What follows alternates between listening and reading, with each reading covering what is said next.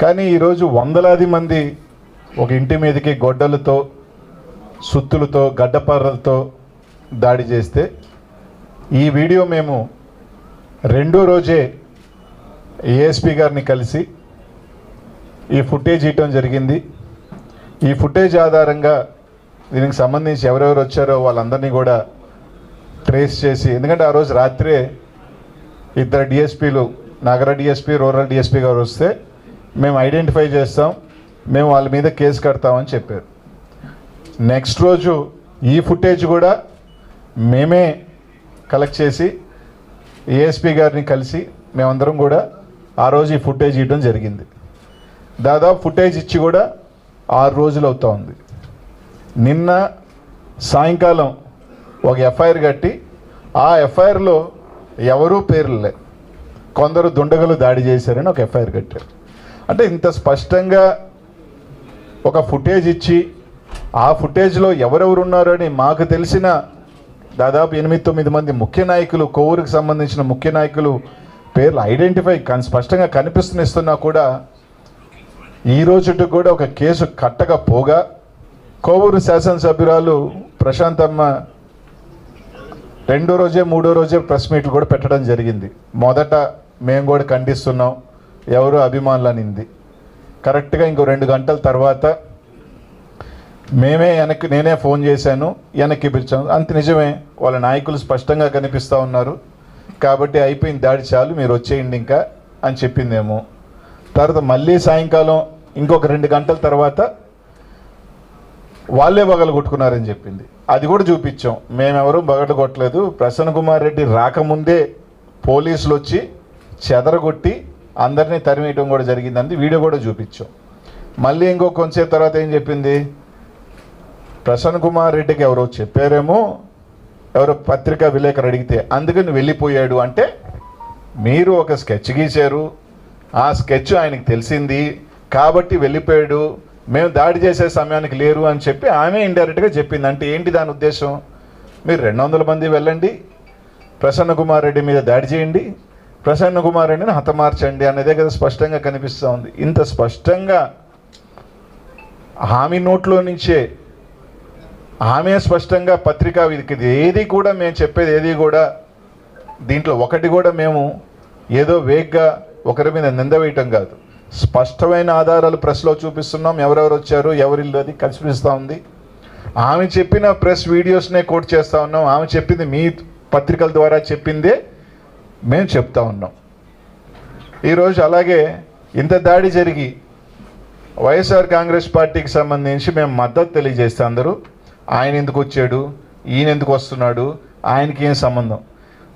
నీ మీద 4 మాటలు మాట్లాడితే రాష్ట్ర వ్యాప్తంగా ఈ జిల్లాలో అందరి చేత ప్రెస్ మీట్లు పెట్టించుకొని అన్నీ చేయించుకున్నప్పుడు ఒక పెద్ద కుటుంబం, వైఎస్ఆర్సీపీకి సంబంధించిన ఒక జిల్లాలో 6 సార్లు ఎమ్మెల్యే, ఒక మాజీ మంత్రి, 15 సంవత్సరాలుగా మా అందరికీ కూడా వైఎస్ఆర్ కుటుంబంలో కలిసి పార్టీలు కలిసి నడుస్తున్నాం. ఈ జిల్లాలో ఒక పెద్దన్నగా అందరికీ కూడా రాజకీయాలలో ఎలా మెలగాలో, ఎలా హుందాగా ఉండాలో అనేది నేర్చుకున్న వ్యక్తికి సమస్య వస్తే ఆయన మీద హత్యా ప్రయత్నం జరిగితే మేమందరం పోతే ఆయనకేం పని, ఆయనకేం సంబంధం? అంటే అది ఏందని ఇది అంటే ఆయనకేం సంబంధం ఏంటంటే ఇప్పుడు అనిల్ కుమార్ యాదవ్కి నాకు సంబంధం ఎందుకు ఉండదు? ముందుగా ఏ పౌరుడికన్నా రాజకీయాలు పక్కన పెడదాం, ఏ పౌరుడైనా ప్రశ్నించే హక్కు, ఒక వ్యక్తి మీద ఇట్లాంటి దాడి జరిగినప్పుడు ఒక పౌరుడిగా స్పందించే హక్కు నాకుంది. తర్వాత వైఎస్ఆర్ కాంగ్రెస్ పార్టీలో మేము అందరం కూడా కలిసి 15 సంవత్సరాలుగా కుటుంబ సభ్యులుగా మెలిగి పార్టీలో ముందుకు వెళ్తూ ఉన్నాం.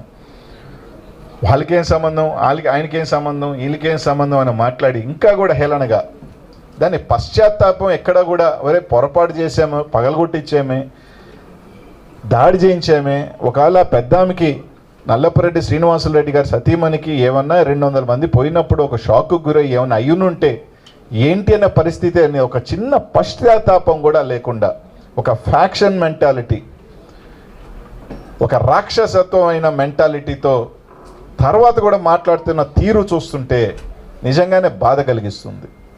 ఏమన్నా మాట్లాడితే మేము ఒక మహిళ గురించి మాట్లాడుతున్నారు, ఒక మహిళ గురించి మాట్లాడుతున్నారు అని అంటారు.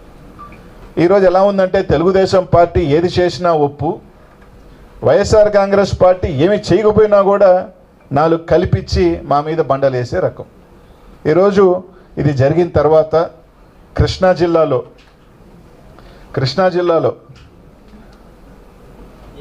ఒక జిల్లా పరిషత్ చైర్మన్ బీసీ మహిళ చిన్న కుటుంబంలో నుంచి వచ్చి, హారిక చిన్న కుటుంబంలో నుంచి వచ్చి ఒక జిల్లా పరిషత్ చైర్మన్ స్థాయికి ఎదిగితే, ఆ అమ్మాయిని సొంత మండలంలో కార్యక్రమానికి వెళ్తుంటే దాదాపు 1.5 గంట సేపు ఆ అమ్మాయిని కారులోనే ఉంచి చుట్టుపక్కల తెలుగుదేశం పార్టీ జనసేన నాయకులు కార్యకర్తలు మాట్లాడిన భాష భయభ్రాంతులకు గురి చేసిన ఇది చూసిన తర్వాత తెలుగుదేశం పార్టీలో మంత్రి గారు, ఒక బీసీ నాయకుడు, ఒక బీసీకి జరిగిన అన్యాయాన్ని ఖండించకపోయినా పర్వాలేదు, ఆయన మాట్లాడిన భాష ఏంటి?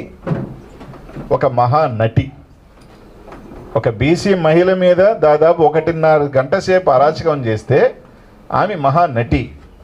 ఈమె మాత్రం ప్రశాంతమ్మ మాత్రం నానా రకాల భాష 1 సంవత్సరం నుంచి మాట్లాడచ్చు, ఇట్లాంటి అరాచకం చేయొచ్చు, ఒక ఇంటి మీద కూల్చేయచ్చు, మాజీ శాసనసభ్యులని మంత్రులని అందరినీ పట్టుకొని వాడనొచ్చు, వీడనొచ్చు, పశువులు అనొచ్చు, ఆంబూతులు అనొచ్చు. ఆమె మాత్రం అమాయకురాలు ఏదో చెప్పారు అంటే, ఒక పారిశ్రామికవేత్త డబ్బుండి ఒక మహిళ ఏమి చేసినా కూడా ఆమె కరెక్టే. అదే ఒక పేదింటి ఒక బీసీ మహిళ మాత్రం కష్టపడి పెద్ద స్థాయికి పోతే ఆ అమ్మాయి మాత్రం అంట మహానటి అంట. ఎక్కడ ఏం మాట్లాడుతున్నారు అంటే, మీకు నచ్చినట్టు, మీకు ఇష్టం వచ్చినట్టు మీరు ఏం మాట్లాడినా మేము చెల్లుబాటు అధికారంలో ఉన్నాం. ఇట్లాంటి అరాచకం జరుగుతూ ఉంటే ఒక పశ్చాత్తాపం, ఒక ఇది అనేది లేకుండా ఇది తప్పుగా కరెక్ట్ అని ఖండించకపోగా ఇట్లాంటి దుర్మార్గాలు ఈరోజు కూటమి ప్రభుత్వం చేస్తూ ఉంది.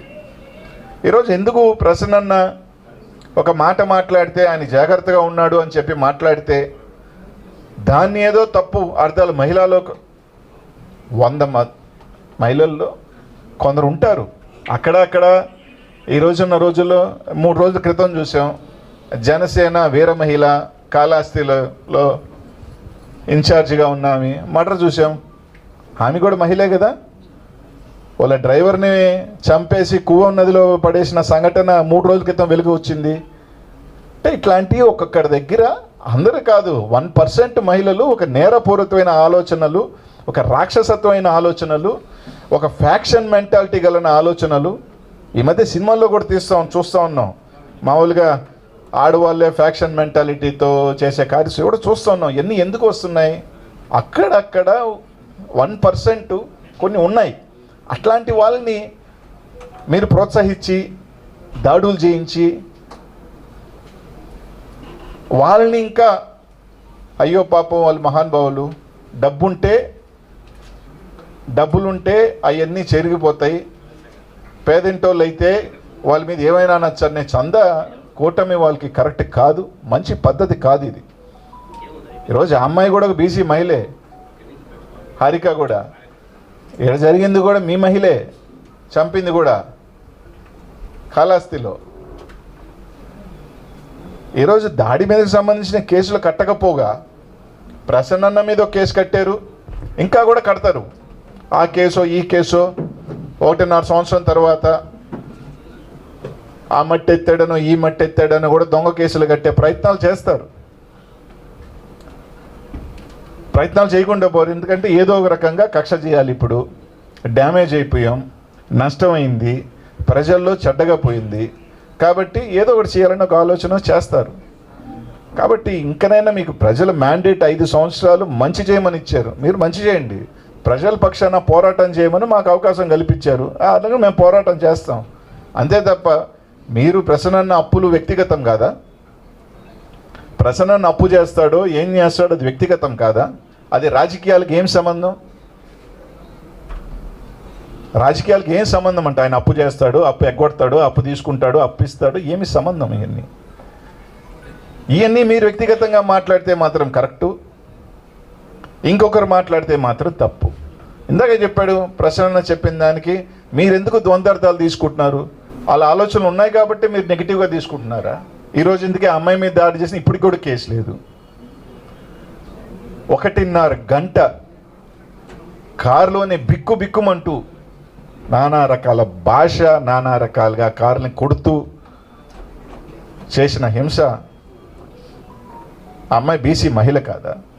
గౌడు సమాజానికి సంబంధించిన మహిళ కాదా?